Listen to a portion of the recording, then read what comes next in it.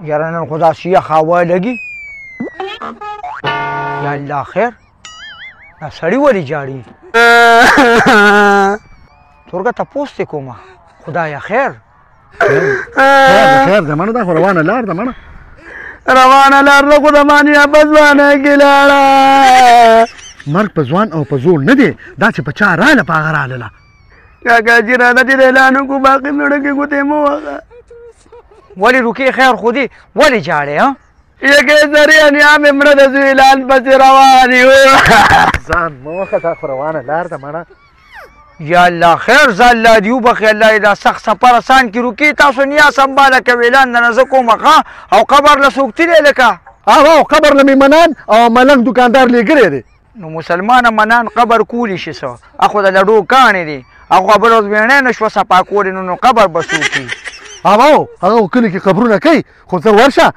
اعلانونه وکړه یار ښه ځای روکې زه اعلان کومه د خیره څخه او تاسو دوا ته کښېنئ به زم دره لمه زه به داسې لږه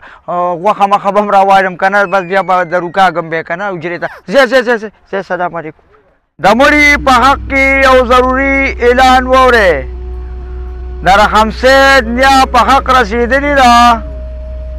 د دې مرحومې جنازه به نن په 4 بجې په دې غټه هدیره کې ادا کېږي کوم چې د دې یاران دوستان دي هغوی ته دا اعلان دی چې نن 4 بجې د دې مرحومې په جنازه کې شرکت وکړئ وایي الله خیر پرېږده د خدای مسلمانو زه خو یې د نیا جنازې نه در روان ناوخته دي لږ ټیم 15 منټه پاتې او تلته مونږ پسې رالېږ تلته څه کوې نه دا اعلان څوک داسې کوي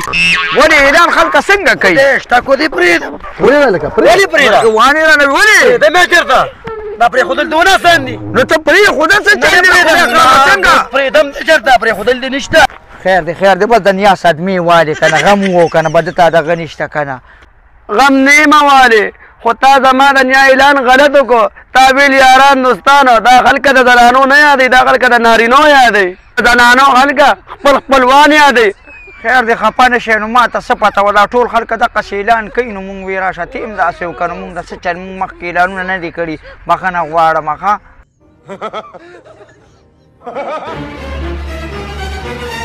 دقه دی ښه د ونې پناه دي د ونې پناه دې خوا راشه مړه ما پرې خرابې کړم دې خوا راشه که نه یار یو ګوره مړه چې ګیم نه درځي ما ته ولې تاسو راخېږئ وروره یو ټیپر روش کړو راځه او روشو کوه وله دقه ځای دی ښه دقه ځای دی پام کوه ښه پام کوه اوسو پام کوه شاته خیال کوه شاته ما پسې زما بیک اپ راځه ما پسې راځه راځه هم دا ځای دی ښه ټول دقه ځای دی وروره یو ټیپر راشو کوه لکه تپوسونه مه کوې اوه دغه ځای دی ښه دغه وران شوې که نه مړه وران شوې د بلا بچیانو مړه ته کیسه یار واه ټیپر زما دي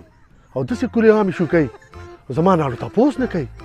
ها دوی اړو دام نه وایي چې دا حلاله ده او که حرامه ده ورګه زه یې اوس تپوس کوم یار داسې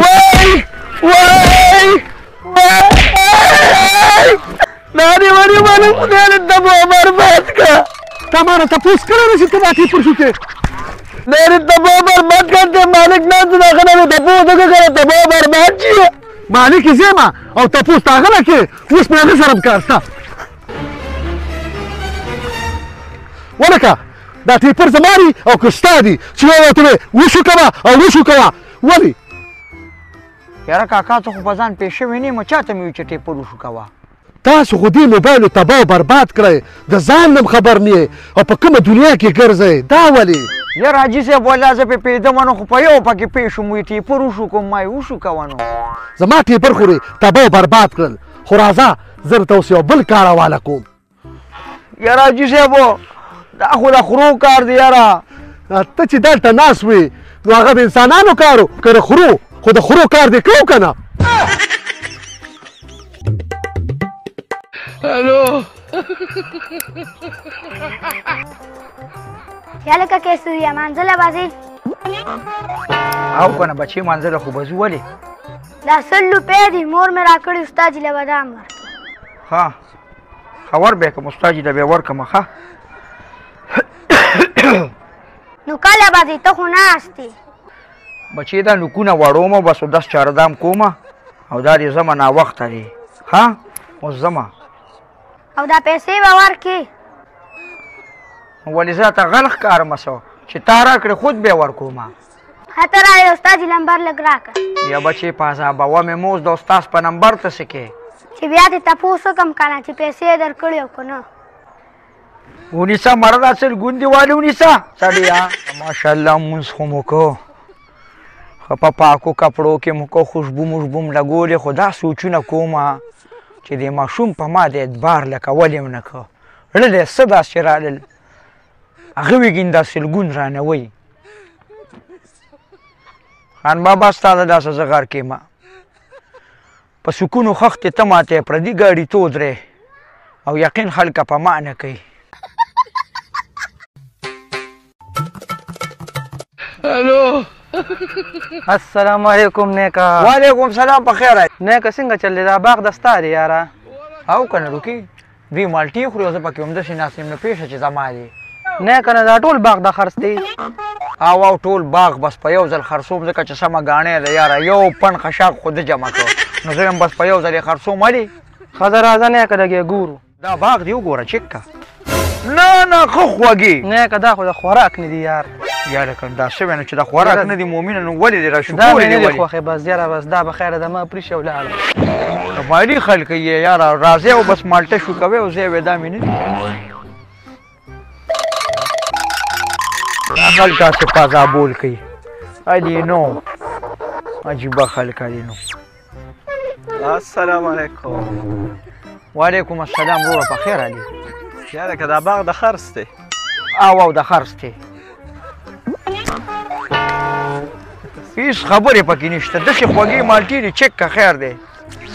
دا خو تروې دی یار مسلمانه نو چې تروې دي نو شوکې ولې خو ما ته ووایه که نه هغلته یو پنډ پروت دی د هغې نه به دې څه کړې وې باغ نه یې ولې شوکې